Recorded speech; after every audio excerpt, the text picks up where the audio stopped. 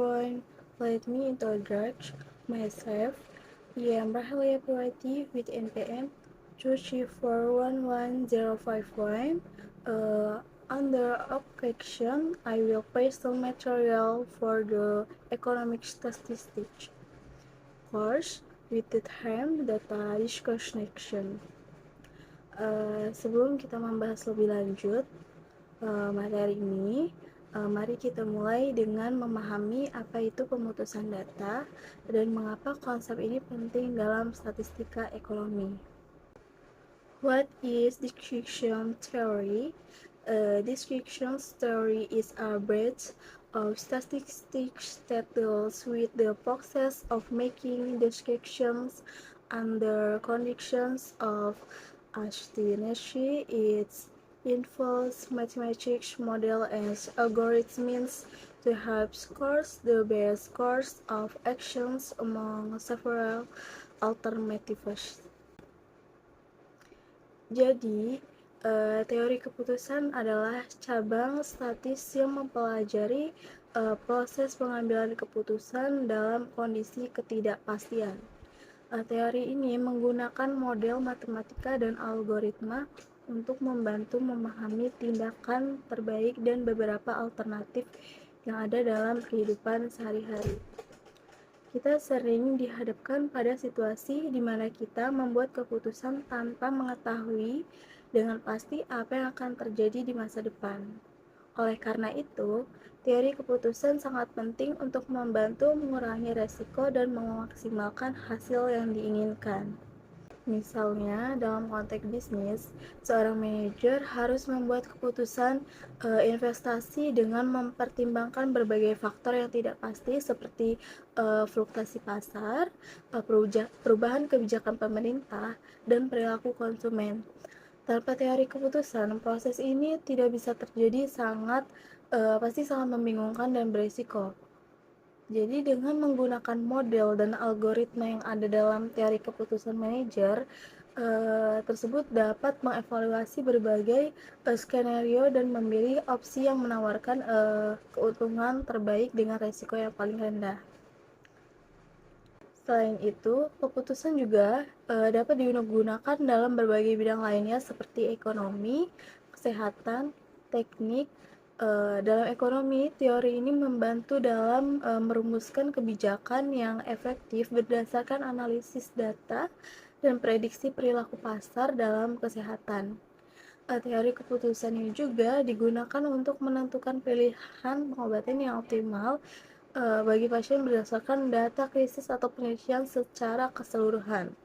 Teori keputusan memberikan kerangka kerja yang sistematis dan logis untuk membuat keputusan yang lebih baik dalam berbagai situasi yang tidak pasti. Next, complexions of description theory.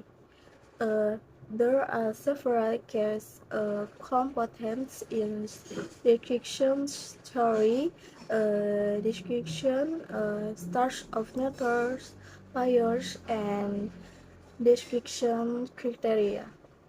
Jadi ada beberapa komponen utama dalam teori keputusan, yaitu keputusan, keadaan alam, hasil, dan kriteria keputusan. Setiap komponen menanamkan peran penting dalam proses pengambilan keputusan. Pertama yaitu keputusan. Ini adalah berbagai pilihan atau tindakan yang tersedia bagi pengambil keputusan. Setiap keputusan memiliki implikasi yang berbeda dan dapat menghasilkan hasil yang bervariasi. Misalnya dalam dunia bisnis, keputusan bisa melibatkan apakah akan meluncurkan produk baru, meningkatkan anggaran pemasaran, atau mengalokasikan sumber daya ke proyek yang berbeda. Yang kedua yaitu keadaan alam. Keadaan alam ini adalah hasil atau skenario yang mungkin terjadi sebagai akibat dari keputusan yang diambil. Keadaan alam tidak dapat dikendalikan oleh pengambil keputusan dan seringkali mencakup faktor-faktor alternatif seperti kondisi ekonomi, peraturan pemerintah, dan tren pasar. Keadaan alam dapat mempengaruhi keberhasilan dan kegagalan dari keputusan yang diambil. Selanjutnya yaitu payoff. Ini adalah hasil atau konsekuensi dari setiap keputusan di bawah keadaan alam yang berbeda. Payoff dapat berupa keuntungan finansial, kerugian, atau bahkan dampak lainnya yang relevan dengan tujuan pengambilan keputusan ini. Salah satu contohnya, misalnya dalam investasi saham. Nah, payoff ini bisa berupa keuntungan atau kerugian finansial berdasarkan pergerakan harga saham. Lalu yang terakhir yaitu kriteria keputusan. Ini adalah aturan atau pedoman yang digunakan untuk mengevaluasi dan memilih di antara berbagai keputusan yang tersedia. Kriteria keputusan ini seringkali membantu mengambil keputusan untuk menilai opsi-opsi yang ada berdasarkan tujuan dan preferensi mereka. Beberapa kriteria keputusan yang umum digunakan termasuk memaksimalkan keuntungan, meminimalisir kerugian, dan manipulasi penyesalan. Dengan memahami dan menganalisis komponen-komponen ini, pengambilan keputusan dapat membantu keputusan yang telah informasional dan strategis yang ada gilirannya dapat meningkatkan peluang keberhasilan dan mengurangi resiko dalam berbagai situasi yang tidak pasti. Next, types of decision making. Decision making can be broadly categorized into systematic and problematic decision making. Jadi, pengambilan keputusan dapat dikategorikan sebagai umum menjadi pengambilan keputusan deterministik dan probabilistik. Yang pertama, pengambilan keputusan deterministik. Ini adalah situasi di mana hasil dari setiap keputusan dapat diprediksi dengan pasti. Contoh dari pengambilan keputusan deterministik adalah ketika kita tahu bahwa kita dapat menabung uang di bank dengan bunga tetap, kita tetap memprediksi berapa banyak uang yang akan kita ambil. Kita memiliki masa depan ini terjadi karena semua variabel yang mempengaruhi hasil keputusan sudah diketahui dan dapat diukur dengan pasti. Lalu yang kedua yaitu pengambilan keputusan probabilistik. Ini adalah situasi di mana hasil dari setiap keputusan tidak dapat pasti dan harus diperkirakan menggunakan probabilitas, misalnya dalam investasi saham. Kita tidak dapat memprediksi dengan pasti karena banyak keuntungan atau kerugian yang akan kita peroleh, sehingga kita menggunakan data historis dan analisis pasar untuk membuat keputusan yang lebih baik. Dalam konteks ini, pengambilan keputusan harus mempertimbangkan berbagai kemungkinan hasil probabilitas terjadinya hal ini dapat mengakibatkan penggunaan distribusi atau probabilitas, model statistik dan simulasi untuk mengevaluasi berbagai opsi keputusan. Pengambilan keputusan probabilistik lebih kompleks karena melibatkan banyak ketidakpastian dan variabel yang dapat berubah.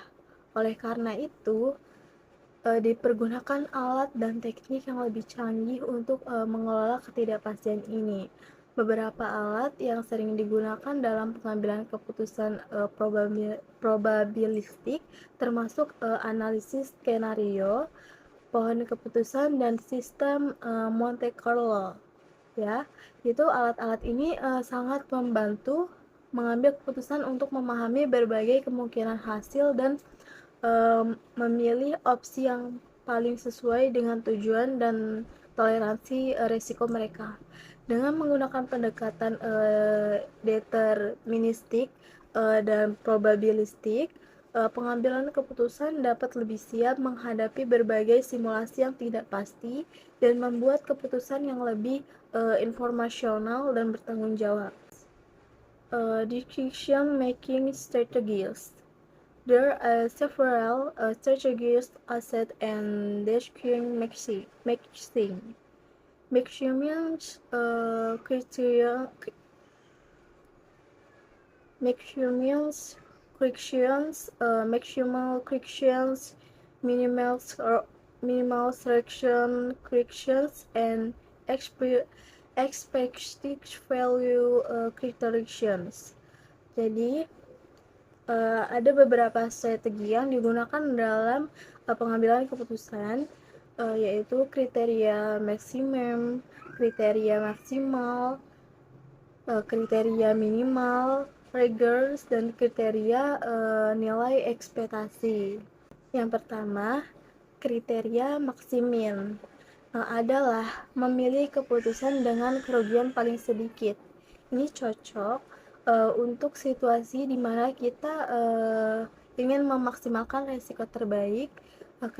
Kriteria ini sangat berguna ketika menghadapi skenario di mana keadaan alam yang paling buruk bisa sangat merugikan dan kita ingin memastikan bahwa kerugian maksimal dapat diminimalkan. Sebagai contoh dalam memilih strategi investasi, seorang investor yang sangat berhati-hati mungkin akan menggunakan kriteria ini untuk memilih opsi yang paling aman dengan potensi kerugian terkecil. Lalu selanjutnya yaitu kriteria maksimal adalah memilih keputusan dengan keuntungan paling tinggi. Ini cocok untuk mengambil risiko yang ingin memaksimalkan potensi keuntungan. Kriteria ini sering digunakan oleh individu atau organisasi yang optimis dan bersedia mengambil risiko untuk mendapatkan hasil yang maksimal. Misalnya dalam bisnis startup, pengusaha mungkin memilih strategi yang memiliki potensi keuntungan terbesar meskipun ada risiko tinggi. Lalu selanjutnya, kriteria minimal regret adalah memilih keputusan yang meminimalkan penyelesaian maksimal. Kriteria ini membantu kita mengurangi kemungkinan penyesalan di masa depan karena memilih opsi yang salah. Sehingga penyesalan ini dihitung sebagai perbedaan antara payoff dan yang sebenarnya diperoleh dan payoff terbaik yang bisa diperoleh. Jika keputusan lain diambil dengan memilih opsi yang meminimalkan penyesalan maksimal, pengambilan keputusan dapat merasa lebih yakin bahwa mereka telah membuat keputusan terbaik. Yang terakhir yaitu kriteria nilai ekspektasi adalah memilih keputusan dengan nilai ekspektasi tertinggi yang dihitung dengan memberi bobot pada setiap payoff berdasarkan probabilitas terjadinya. Ini adalah pendekatan yang lebih seimbang karena mempertimbangkan kemungkinan berbagai hasil. Kriteria ini sering digunakan dalam situasi di mana ada data hipotetis yang cukup untuk memperkenalkan probabilitas hasil yang berbeda. Sebagai contoh, dalam analisis investasi, nilai ekspektasi digunakan untuk mengevaluasi berbagai opsi investasi berdasarkan potensi pengembalian yang diharapkan dan beresiko yang terkait. Dengan menggunakan strategi itu, pengambilan keputusan dapat mengevaluasi opsi yang tersedia dalam berbagai perspektif dan memilih opsi yang ingin mungkin paling sesuai dengan tujuan dan preferensi mereka. Next, real world applications. Description story is will be a function in variables of fields such as business, economics, and healthcare.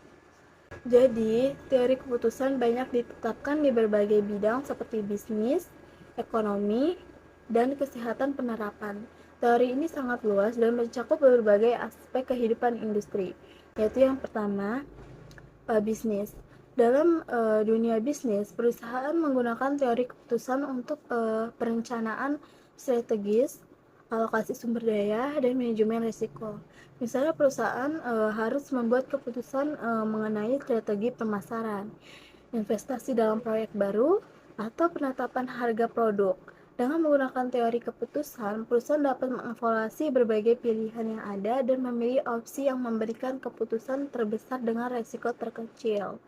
Selain itu, teori ini juga membantu dalam mengelola risiko dengan mengidentifikasi potensi ancaman dan memutuskan rencana mitigasi yang efektif. Lalu yang kedua, ekonomi.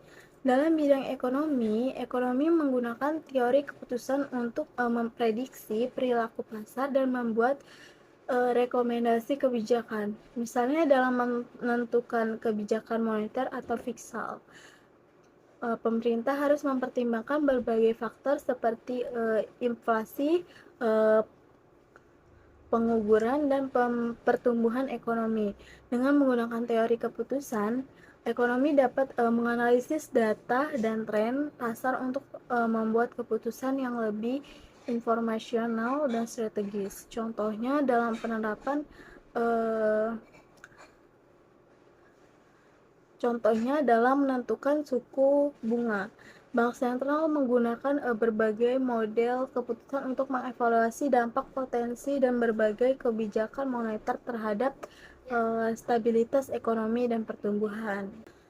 Lalu selanjutnya yaitu teknologi dan teknik. Dalam bidang teknologi dan teknik, teori keputusan digunakan untuk merancang sistem dan proses yang optimal. Misalnya, insinyur dapat menggunakan teori keputusan untuk memilih bahan dan desain yang paling efisien dan tahan lama dalam proyek konstruksi di bidang teknologi informasi. Teori keputusan dapat digunakan untuk memastikan strategi keamanan siber yang efektif atau menentukan alokasi sumber daya untuk proyek pengembangan perangkat lunak.